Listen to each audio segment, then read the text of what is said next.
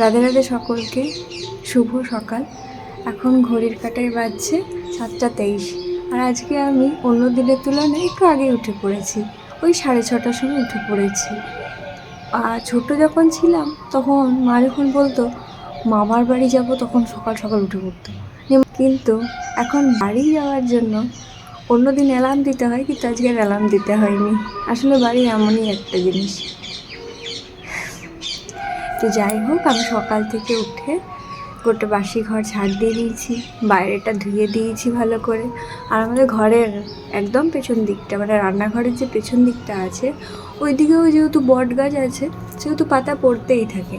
ভালো করে আজকে ঝাড় দিয়ে পাতাগুলো বাইরের দিকে, এই যে বাইরের দিকে একটা দরজা আছে ওইদিকে ফেলে দিয়েছি।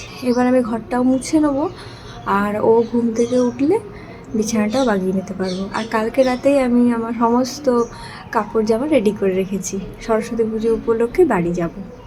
এখন আর নন্ডি গেলে থাকা হয় না, যাই দুপুরবেলায় খাওয়া দাওয়া করে চলে আসি, কিন্তু অনেক দিন পর থাকবো কটা দিন। তো চলো তোমরা আমার সঙ্গে থাকো, আর আমি কি কি করছি না করছি সবটুকুই তোমাদের সাথে শেয়ার করবো। আরও একটা জিনিস তোমাদের সাথে শেয়ার করি, আমি যখন পূর্বাদের সঙ্গে রানীগঞ্জের খাটুর শ্যাম মন্দির গেছিলাম তখন একটা গোলাপ গাছ এনেছিলাম। তো সেই গোলাপ গাছে বেশ সুন্দর অনেকগুলো ফুল ফুটেছে, সেগুলোই তোমাদের সাথে শেয়ার করি।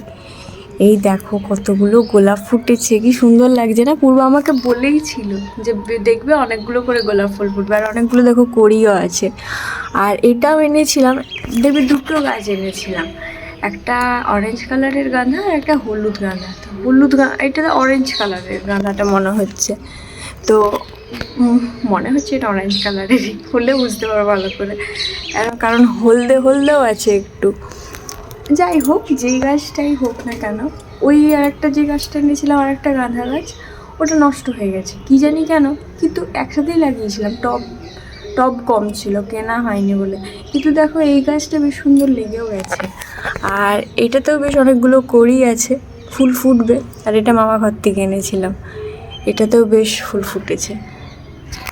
আরও অনেক গাছ লাগাবার ইচ্ছা আছে, আশা করছি ধীরে ধীরে লাগাতে পারবো। এখন ঘড়ির কাছে বাজছে 8টা, ও ঘুম থেকে উঠে পড়েছে। এবার আমি চটপট করে বিছানাটা বাগিয়ে নেবো।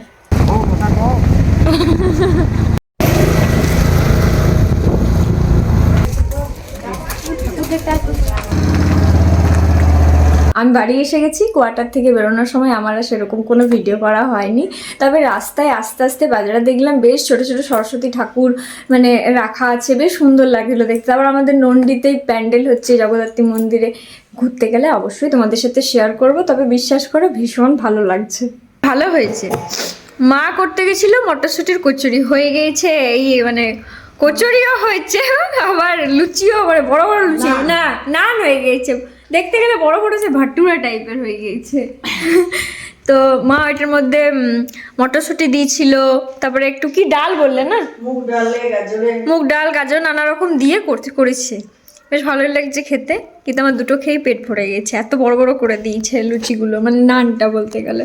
তা আলুর তরকারিটা আছে, ওটা আমি শুধুই খেয়ে নেবো। বুটির জন্য করবো, মশলাটা তুলে রাখি, কালকে তখন করে বুটিকে দেবো, আমরা খেলে আমার ছেলেরা খাবেন না বাড়ে, ওই জন্য আমার জন্য গরম গরম করে দিয়েছি। যদি আমার খাওয়া হয়ে গেছে, রোদে জল দিয়ে দিলে তো? হ্যাঁ, রোদে জল দিয়ে দিয়েছি, 2 বালতি জল রোদে দিয়ে দিয়েছি, আমি সব করে দিয়েছি। তুমি এবার খাও, নিয়ে একটু সওগা, তাকে আমি রান্না বান্নাগুলো করিলি, তারপরে ইয়ে করবো, খেতে দেবো, আবার স্নান টান করবে, এখন সব গল্প। বলি ভালো আছি? হ্যাঁ ভালো আছি, তুমি ভালো আছো? হ্যাঁ ভালো আছি। তো এতক্ষণ আমি মায়ের সাথে একটু গল্প টল্প করছিলাম, কাপড় জামা বাগিয়ে গুছিয়ে রাখলাম যেগুলো এনেছি। এবার আমি শ্যাম্পু করব, অর্থাৎ স্নান করব, শ্যাম্পুও করবো, বেশ কয়েকদিন হলো শ্যাম্পু করাও হয়নি, তো শ্যাম্পুও করে নিই, তারপরে দেখা হচ্ছে তোমাদের সাথে। আমার স্নান কমপ্লিট, এবার আমি একটু স্কিন কেয়ার করে নিই। শীতকালে অত প্রবলেম হয় না যতটা শীতকালটা শেষ হবার সময় হয়, আর এই পাখিটা চিৎকার করতেই থাকে।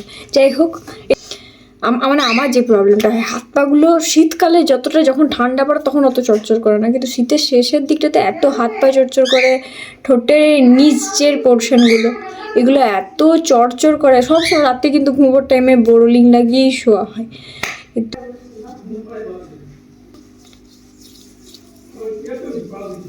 এইভাবে কেন মাখছি সানস্ক্রিনটা, এটাই হয়তো ভাবতে পারো, কিন্তু মানে তার কারণ হচ্ছে এটা এখন স্প্রে করছি, হাতে নিচ্ছি অল্প করে করে, একদম অল্প সামান্য পরিমাণে ক্রিমটা বের হচ্ছে। বড় বোরোলিংয়ে যে কোটোটা আছে ওটা ওকে দিয়ে এসেছি যে তুমি ইউজ করো, আর একটা ছোট্ট কোটো ছিল ওটার মধ্যে বোরোলিং নিয়ে চলে এসেছি। এত চর্চর করছে ঠোঁটটা।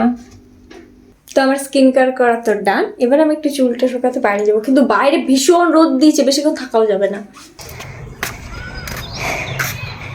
কতদিন পর ছাদে এলাম। নন্দি আসি, কিন্তু দিনের দিকে অন্তত ছাদে আসা হয় না আমার। তো ভাবলাম একটু ছাদ দিকে ঘুরে আসি, বাইরে বসে চুল শুকাতে পারতাম, কিন্তু অনেক গাড়ি চলছে, ধুলো উঠছে খুব, তো একটু ছাদ দিকে ঘুরে আসি। আর খুব রোদও দিচ্ছে, ওই জন্য আমি একটা গামছাও নিয়ে এসেছি, চুলটা একটুখানি শুকালেই নিচ চলে যাবো। ভালো আছো? রান্না হয়ে গেল? হ্যাঁ, এই তো সকালে।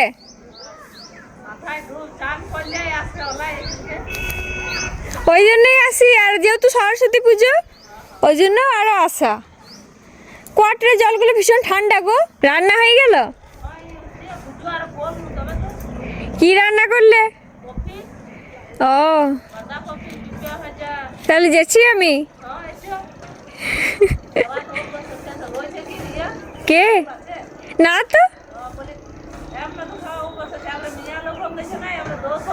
না তো, কিছু দোষের নেই, তুমি আমাকে বললে না, আমি এখনই চলে যাবো। আচ্ছা ঠিক আছে, ঠিক আছে, ঠিক আছে। হ্যাঁ হ্যাঁ, নিরামিষের দিনেই বলবে, নিরামিষই ভালো না। দুধ পিঠেটা খেতে সত্যি ভালো লাগে, সুন্দর লাগে দুধ পিঠেটা খেতে। আমুল দুধ বলবো, ওইটাতে আমুল দুধও দেবে? হ্যাঁ লাস্টে আমুল দুধ দেবো ওই দুধটার মধ্যে মানে? হ্যাঁ আচ্ছা, ফুটবে আস্তে আস্তে, যদি এটা জিনিসটা ফুটে সেটা জিনিসটা খেতে ভালো লাগে। আমি করি না, এই জন্যে না উল্টি আসবে তখন করবো, তাছাড়া হবে না। তো তাহলে কি তোমরা খেতে নেই আমি যদি না? না সত্যি খেতে নাই, আমি তুই না এলে আমি কিছু করতে বুঝি না। তো না উল্টি আসবেন তবে করবো, রাহুল আসবেন তবে। আমার আর বাবার খাওয়া হয়ে গেল।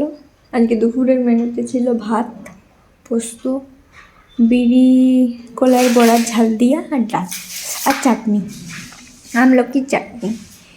তো গল্প করতে করতে বাবার সাথে খেয়ে নিয়েছি, মা আর ভাই বাকি আছে। আর বাবা তো বাজারে গেছিলো, বোনের খাবারটাও দিয়ে চলে এসেছে।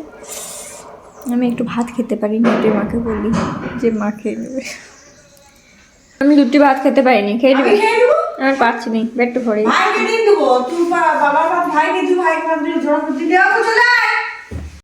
তো আমার তো খাওয়া দাওয়া কমপ্লিট, রুমের পর্দাগুলো সব লাগিয়ে দিয়েছি। এবার আমি একটু ভাত ঘুম দেবো, কারণ খুব ঘুম পাচ্ছে, খুবই ঘুম পাচ্ছে। বিকেলে ঘুম ভাঙতে ভাঙতে দেখি বুনিও ডিউটি থেকে চলে এসেছে। তারপর থেকে যে গল্প শুরু করেছি, গল্প আর থামেই না। তারপর বাবাও চেম্বার থেকে চলে এসেছে সন্ধ্যে 8টার সময়।